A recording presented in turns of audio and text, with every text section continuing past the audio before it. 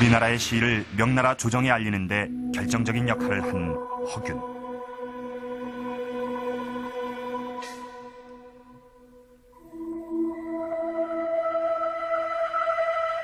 그가 명나라 사신을 수시로 맞이하고 조선의 사신으로 명나라에 세 차례 다녀온 것도 바로 이런 탁월한 능력이 있었기 때문이다. 그런데 조선 시선엔 특히 관심을 끄는 부분이 있다. 바로 허균이 오명제를 배웅하며 쓴 시. 이 시는 흥미롭게도 한시에 한글 토를 달고 있다. 한글 토로 달아준 것은 상당히 역사적으로 의미가 있다고 봅니다. 그만큼 그는 홍길동전이라는 한글 소설도 제일 먼저 쓴 사람 아닙니까? 그러니까 그만큼 우리 문화에 대한 자긍심이 강했다는 걸 볼 수 있습니다. 허균의 자긍심은 조선 시선의 맨 마지막에 있는 후서에서도 잘 나타나 있다. 여기에서 그는 우리 문화가 중국과 동등한 위치에 있음을 강조하고 있다. 400년 만에 나타난 조선 시선은 허균이 우리 문화의 자부심을 가지고 중국에까지 인정받은 당대 최고의 지성이었다는 것을 보여주고 있다. 강릉에는 이처럼 허균을 기리는 문학비가 세워져 있습니다. 이 허균의 탁월한 재능이 알려지기 시작한 것은 1597년 과거에서 장원으로 급제하면서부터였습니다.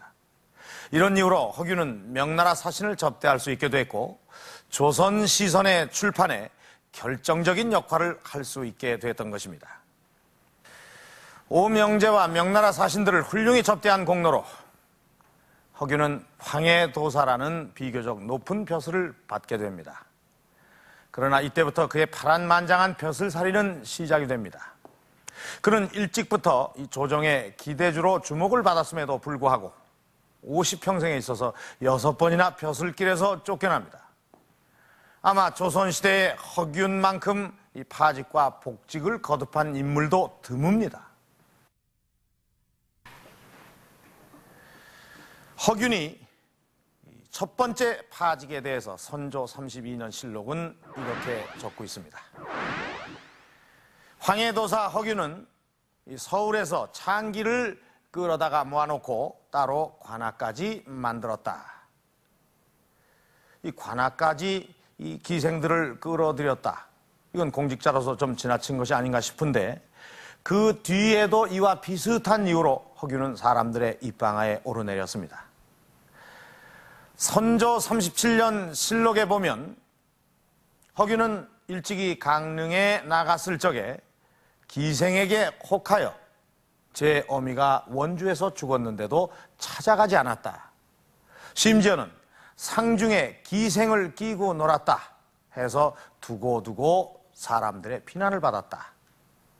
그는 경박하다, 막된 인간이다 하면서 사람들은 허균에게 손가락질을 했습니다.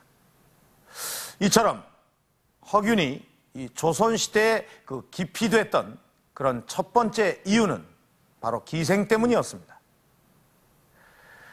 허균은 기생과 어떤 관계였던 것일까요?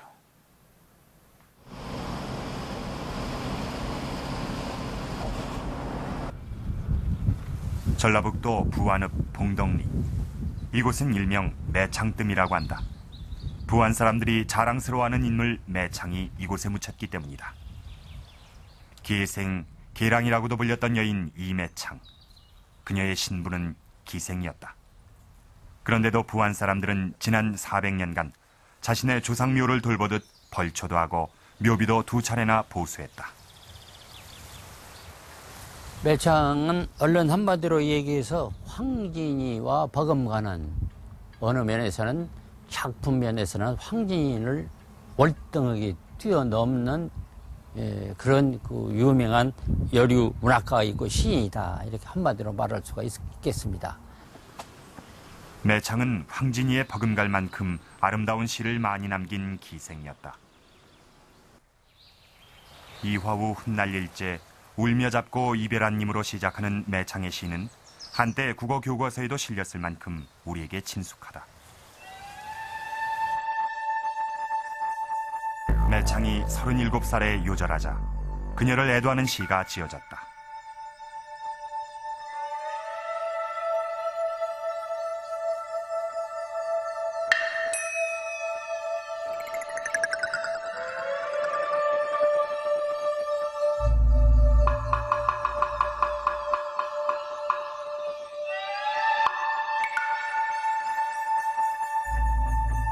이 시를 지은 사람은 허균이었다. 허균의 기록을 보면 32살에 처음 매창을 만났다고 한다. 당시 허균은 부안의 출장원 관리였고 매창은 허균의 수청을 드는 기생이었다. 그런데 매창과는 육체적 관계를 피한다. 그 후 두 사람은 10년 동안 정신적 연인으로 남았다. 이 사실은 그가 매창에게 보낸 편지에 잘 드러나 있다. 허균은 시를 잘 짓는 매창을 기생이 아닌 친구로 사귀었던 것이다. 그런데 허균이 가까이 했던 기생은 매창만이 아니었다. 조관기행이란 기행문에 보면 기생들의 이름이 자주 등장한다.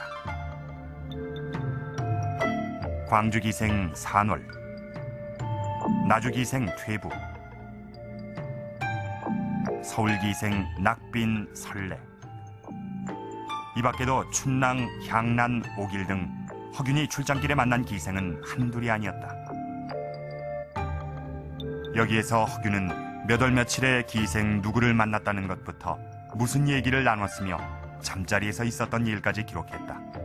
심지어 자신의 방에 들었던 기생이 한고을에 12명이었다며 이를 풍자해 시를 짓기도 했다. 허균이 광주 갔을 때는 한 주일 넘게 광산월이라는 기생을 데리고 출장을 다닙니다. 그것도 그 당시에는 그게 용인됐던 현상이라고 볼 수 있습니다. 그런데 많은 사람들이, 많은 관원들이 실제로 그런 일을 하고도 기록을 남기지 않았습니다. 또 그가 기행문에서 기생들과 잔 것을 전부 기록했다는 것도 솔직했기 때문이죠. 솔직하다는 게 때에 따라서는 경박하다는 비평을 들은 것이죠. 이런 허균의 행실은 그의 관직 생활에 큰 영향을 끼친다. 황해도사 시절엔 서울의 기생을 불러와 관아에서 놀았다고 하여 파직되고 만다. 그러나 그의 자유분방한 행동은 그칠 줄 몰랐다. 급기야 모친의 장례를 치른 지 며칠 지나지 않아 기생과 어울리기까지 한 것이다. 부모가 돌아가시면 3년상을 지내야 했던 당시 허균의 행동은 용서받을 수 없는 것이었다. 결국 이 사건으로 그는 평생 비난을 받는다. 허균은 총명하고 문장에 능했지만 행동을 절제하지 않았다. 상중에도 고기를 먹고 애를 낳았기 때문에 사람들이 모두 침을 뱉으며 더러워했다. 이에 대해 허균은 이렇게 답했다. 남녀의 정욕은 하늘이 주신 것이요 인륜과 기강을 분별하는 것은 성인의 가르침이다. 하늘이 성인보다 높으니 나는 차라리 성인의 가르침을 어길지언정 하늘이 내려주신 본성을 어길 수 없다. 성이라는 거는 절제를 한다고 하는 거는 성이 말하는 거고 절제를 할 수 없는 거는 이건 하늘이 내놓은 거래. 그러니까 성인보다도 하늘이 앞서는 게 아니냐. 그래서 그거에 대해서도 그렇게 그 구속을 받지 말라 이런 거지. 하늘이 내려준 본성에 충실하겠다고 한 허균. 그러나 조선시대는 이런 허균의 솔직함을 받아들일 수 없었다.